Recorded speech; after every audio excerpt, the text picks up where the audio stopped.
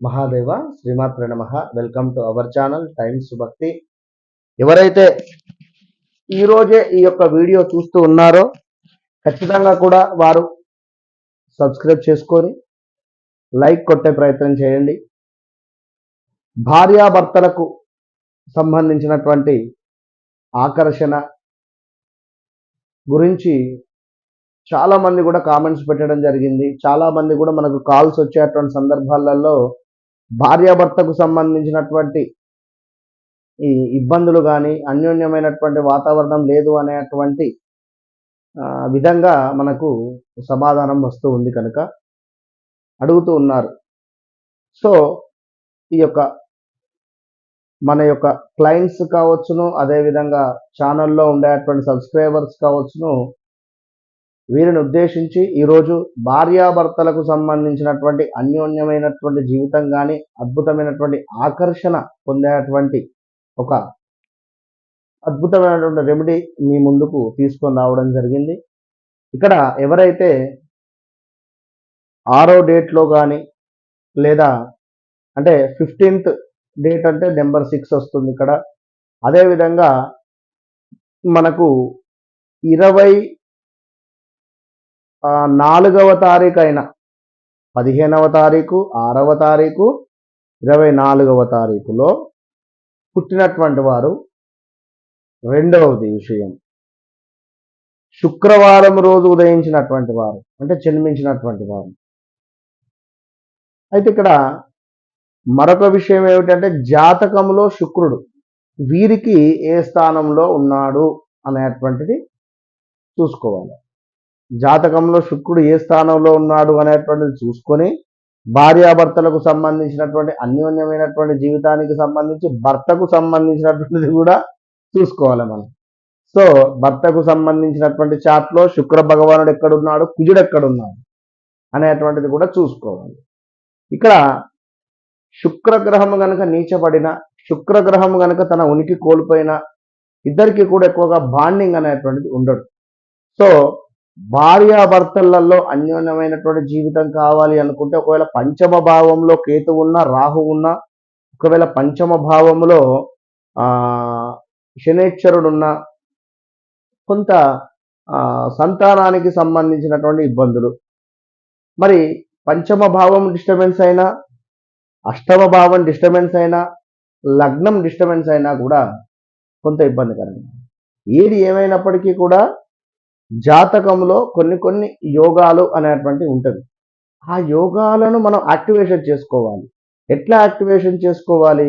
కొన్ని రెమెడీస్ కానీ, కొన్ని సంఖ్యాశాస్త్రం ప్రకారంగా కానీ, కొన్ని గుడ్ డేస్ అనేటువంటివి చూసుకొని మనము ముందుకు వెళ్ళేటువంటి పరిస్థితి ఉంటుంది. ఇప్పుడు ఉదాహరణకు ఇందాక మనము 16వ నెంబరు కానీ అంటే లైక్ 15వ డేట్ కానీ 6వ సంఖ్యకు సంబంధించి చెప్పడం జరిగింది ఇక్కడ.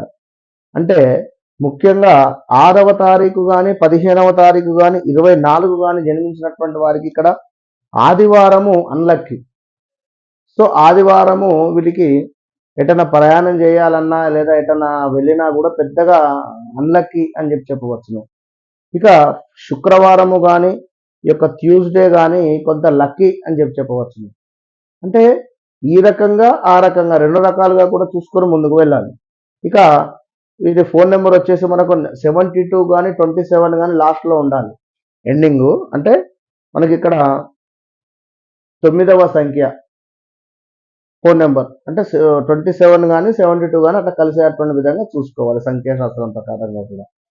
ఇక వీరికి నెంబర్ 4, 13, 22, 31 అన్లక్కీ డేట్స్ ఇవి. సో లక్కీ డేట్స్ నెంబర్ 6, 15, 24, 9, 18, 27 అనేటువంటివి ఇవి లక్కీ. ఈ లక్కీ డేట్స్లో ఏ పని అయితే అనుకుంటారో అది అవలీలగా ముందుకు వెళ్తుంది.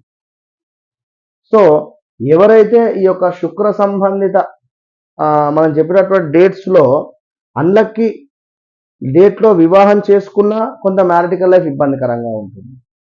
అదేవిధంగా ఈ డేట్స్లో ఉండేటువంటి భర్త మీకు భార్య పుట్టినటువంటి భర్త మీకు లభించినా కూడా భార్య అయినా భర్త అయినా మీకు ఇబ్బందికరంగా ఉంటుంది.